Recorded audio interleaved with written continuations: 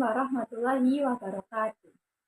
Perkenalkan, nama saya Bunga Puspitasari, kelas 12 MIPA 1, absen 29. Di kesempatan video kali ini, saya akan membahas tentang krisis sastra pada buku latihan soal mantap jiwa karya Jerome Pauline Sijabat. Kata orang, selama masih hidup, manusia akan terus menghadapi masalah demi masalah. Berbagai masalah inilah yang menjadi fondasi bagi Jerome Pauline untuk menulis buku ini. Buku yang berbicara dalam menghadapi setiap persoalan yang datang dalam hidupnya. Sama halnya dengan matematika, pria kelahiran 1998 yang akrab disapa Jerome ini lahir di tengah-tengah situasi sulit karena krisis moneter pasca kerusuhan Mei 1998. Di tengah kondisi ekonomi keluarga yang terbatas, pendidikan sekolah terus berjalan hingga akhirnya bisa mendapat beasiswa penuh S1 di Jepang. Selain kerja keras dan konsistensinya, matematika juga menjadi salah satu faktor yang mengubah hidup Jerome. Salah satu mata pelajaran yang dibenci dari siswa ini justru menjadi teman yang menyenangkan dan membuat Jerome memutuskan untuk memilih jurusan matematika terapan dalam program sarjananya di Waseda.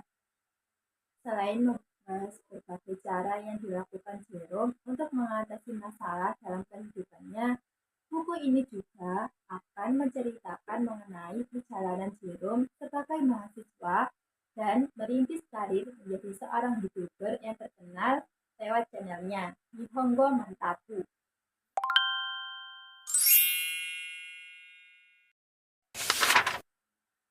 Yuk, simak pembahasan dalam pengenalan tokoh. Berawal pada tahun 2004, keluarga Jerome pindah dari Malang ke Surabaya. Pada saat itu, Jerome lulus TK dan naik ke SD. Bingung mencari sekolah mana yang memberikan beasiswa untuk Jerome. Karena keterbatasan ekonomi, namun dengan adanya dukungan dari keluarga yang suportif, meski Jerome bukan berasal dari keluarga yang mampu dan ekonomi bisa dibilang pas-pasan, akhirnya Jerome diterima beasiswa di IPH School, salah satu sekolah swasta high class di Surabaya, di mana banyak orang kaya di sana. Sedangkan Jerome masuk di tengah kondisi bukan berasal dari orang kaya. Pada saat libur panjang selesai, teman-teman kelas Jerome bercerita tentang liburannya yang di luar negeri. Dari situ, Jerome bermimpi suatu hari bisa ke Disneyland bersama keluarga. Dengan menanyakan kepada diri sendiri bagaimana cara agar bisa mewujudkan mimpinya itu, Jerome menemukan ide, yaitu jalan satu-satunya untuk bisa ke luar negeri adalah dengan berkuliah ke luar negeri. Sejak itu juga Jerome punya mimpi untuk kuliah ke luar negeri. Tentu dengan beasiswa, karena tahu kondisi keluarga saat itu. Pada saat SMA, Jerome aktif dalam mengikuti lomba dan olimpiade, dan mencari tahu universitas mana yang menyediakan beasiswa full untuknya. Jerome mendapatkan informasi bahwa ada beasiswa yang sesuai dengan yang diinginkan, yaitu di NTU, Nanyang Technological University Singapura. Jerome belajar sangat keras dan mati-matian untuk mengejar targetnya itu. Lalu mengikut tes di Jakarta. Beberapa bulan setelahnya, ada pengumuman yang dinyatakan Jerome lolos. Namun, tidak mendapat beasiswa full karena suatu hal. Dengan berat hati, Jerome melepas beasiswa tersebut. Jerome merasa sangat down saat itu. Setelah 1 minggu dari pengumuman itu, Jerome mendapat kabar dari abangnya kalau ada perusahaan Jepang Mitsui Bussan membuat program full study ke Jepang. Ada 4 kali tes yang akan dilakukan oleh Jerome. Berkat support dari keluarga, akhirnya Jerome mengikuti tes dan lolos dari seleksi berkas, tes tulis, dan tes psikolog kesehatan. Tahap akhir, Jerome melakukan tes wawancara yang ada di Jepang dengan memberikan yang terbaik, mencurahkan apa yang ia usahakan, memberitahu cita-cita yaitu menjadi Menteri Pendidikan Indonesia. Mendengar hal itu, penguji merasa tertarik. Beberapa hari kemudian, dan akhirnya bisa diterima di Waseda University. Meski bukan universitas awal yang diinginkan Jerome, namun Waseda University tidak kalah dengan kampus-kampus lain. Menjadi mahasiswa telah dilakukan sama Jerome. Di sisi lain, dia juga sedang berproses mengembangkan skill, yaitu menjadi seorang YouTuber di channel YouTube-nya, yaitu Nihongo Mantapu, yang kini ia jalankan bersama teman-teman wasedanya, yaitu Tomo, Yusuke, dan Otsuka. Kebanyakan fans Jerome memanggilnya dengan Waseda Boys.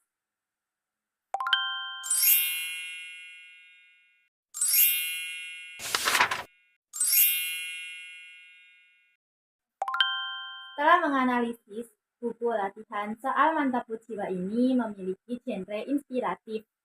Karena di dalam buku latihan soal Mantapu Jiwa ini bertujuan memberikan inspirasi kepada para pembaca, memaparkan kisah atau cerita terkait perjuangan menjalani hidup, dan berbagai hal yang membuat semangat. Adapun jenis kritik sastra pada novel buku latihan soal Mantapu Jiwa ini termasuk jenis kritik sastra pragmatik.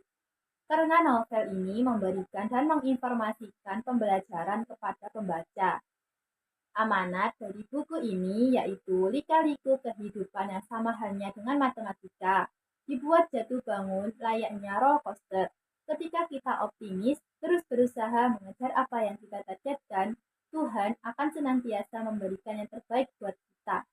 Jangan pernah menyerah dan tetap berusaha semaksimal mungkin.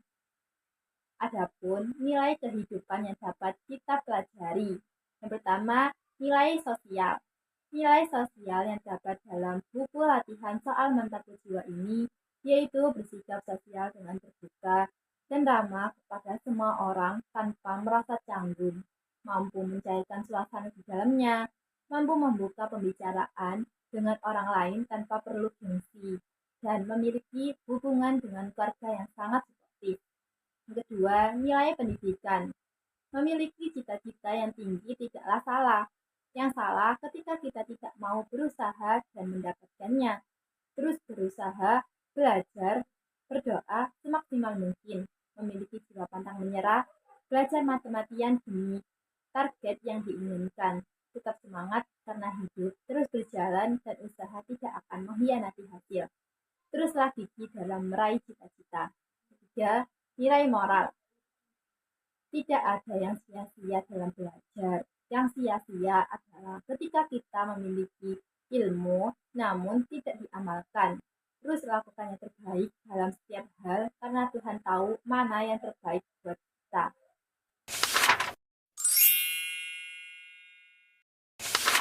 Setelah menganalisis dan mengkritik sastra pada buku latihan soal Mantapu Jiwa ini, selanjutnya saya akan memberikan penilaian pada buku latihan soal Mantapu Jiwa ini. Yang pertama, penilaian pada bagian cover. Pada bagian cover ini cukup menarik. Ada simbol-simbol matematika, foto keluarga, Jepang, medali, yang terpampang pada cover ini sudah membuktikan ciri khas dari Jerome itu sendiri.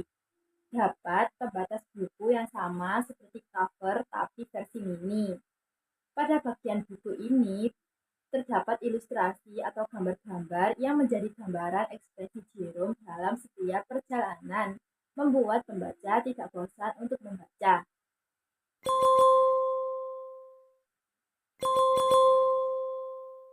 Oh ya, sesuai dengan judul buku yaitu buku latihan soal Mantapu Jiwa ini, di setiap babnya ada rumus-rumus dan soal matematika yang akan menjadi daya tarik sendiri bagi pembaca. Soal-soal dalam buku ini tidak hanya sekedar soal melainkan ada makna filosofis di dalamnya, dan menurutku itu keren. Banyak quote yang membangun semangat. Rekomendasi banget buat anak-anak remaja dalam proses mengejar mimpi. Namun, ada sedikit kekurangan dari buku ini, yaitu tentang bagaimana Jerome bisa menjadi YouTuber. Menurutku ceritanya kurang sedetail gimana Jerome bisa mendapat beasiswa dan kuliah di Jepang. Cerita tentang YouTube-nya itu hanya ditampilkan di 50 halaman terakhir. Semoga Jerome segera menerbitkan buku selanjutnya dan bisa bercerita tentang plot-plot yang kosong ini.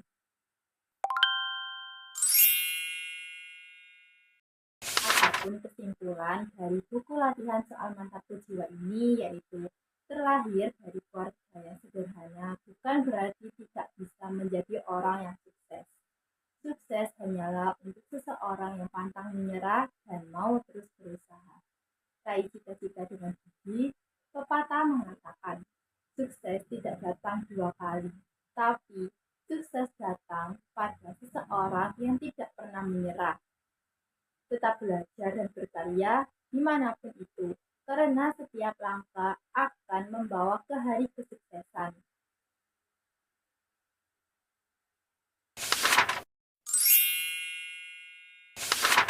Sekian pembahasan tentang kritik sastra pada buku latihan soal mantap berjiwa karya Jerome Pauline Jagat.